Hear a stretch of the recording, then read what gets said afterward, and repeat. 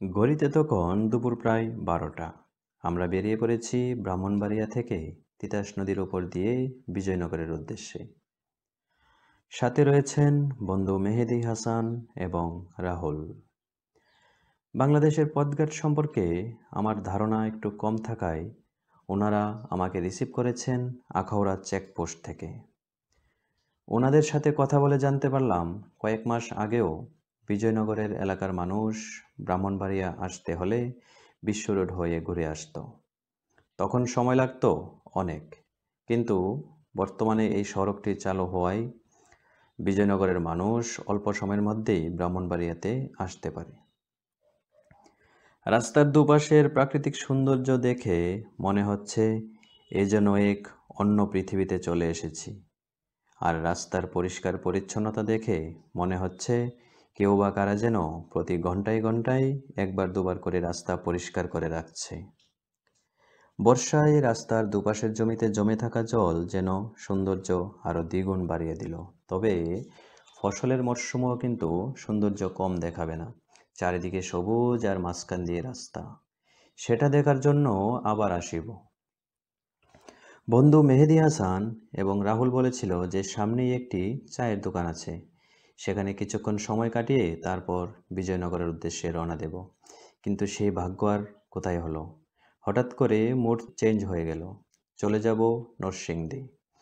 তাই রিক্সা চালককে বললাম এখানেই নামিয়ে দিন। চলে গেলাম আবার ব্রাহ্মণবাড়িয়া স্টেশনে। সেখান থেকে সোজা রেলপথে নরসিংদী। আর রেলপথ পছন্দ করার কারণ হলো সড়ক সংস্কারের কাজ চলাতে সড়কপথে প্রচণ্ড জ্যাম থাকে। কখনো 3 ঘন্টা লেট, কখনো আবার 5 ঘন্টা লেট, সেটা বলা মুশকিল। তাই বন্ধু মেহেদী হাসান বলল রেলপথেই ভালো হবে। নরসিংদী পৌঁছাতে পৌঁছাতে প্রায় সন্ধ্যা হয়ে গেল। বাইরে প্রচণ্ড বৃষ্টি থাকার কারণে আর কোনো ফুটেজ নিতে পারিনি।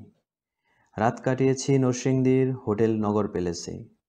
দাম দর করে 1200 টাকা দিলাম এক রাতের জন্য। চেয়েছিল 1500 টাকা, তাও আবার এসি ছাড়া। জানি না কম চেয়েছে না বেশি চেয়েছে।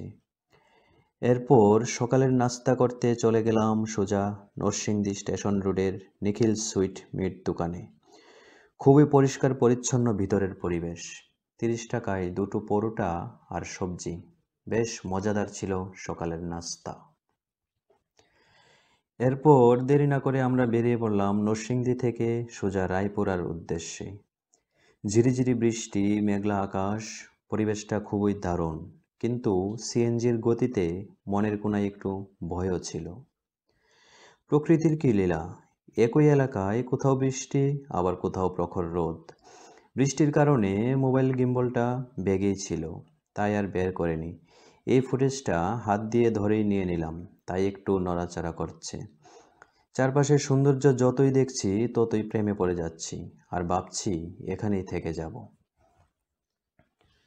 চলে এলাম রায়পুরার নৌকাঘাটে।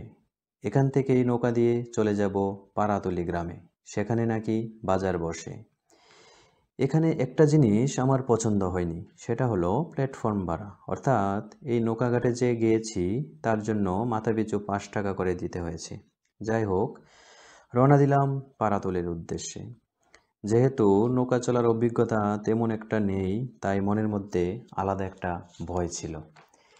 কিন্তু মেহেদী হাসান এবং রাহুল বারবার বলছিল ভয় পেও না, আমরা তো আছি। ওনাদের কথায় সাহস পেয়ে উঠে পড়লাম নৌকার ছাদে চারদিকের সৌন্দর্যটা উপভোগ করার জন্য। কিছুক্ষণের জন্য মনে হচ্ছিল যেন সাগরের মাঝে আছি। চারদিকে শুধু জল আর জল। কথা বলতে বলতে পৌঁছে গেলাম পাড়াতলি ঘাটে, কিন্তু যে উদ্দেশ্যে এসেছি সেটাই পেলাম না।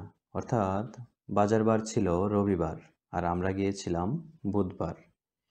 বাজারবার ছাড়াই মাছ বিক্রেতারা বিভিন্ন রকমের মাছ নিয়ে বসে আছে বিক্রির জন্য।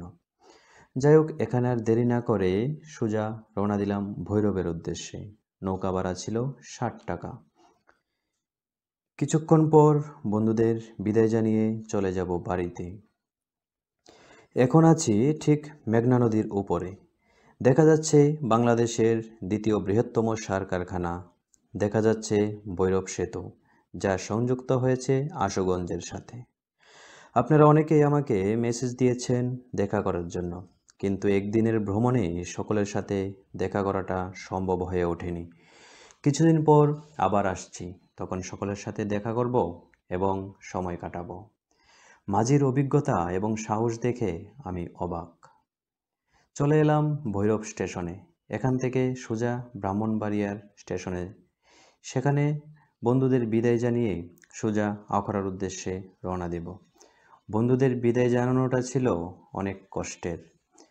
বাংলাদেশের প্রত্যেকটি গ্রাম শহরের সৌন্দর্য দেখার জন্য আমি আবার আসিব। আপনারা সকলে ভালো থাকবেন, সুস্থ থাকবেন। ধন্যবাদ।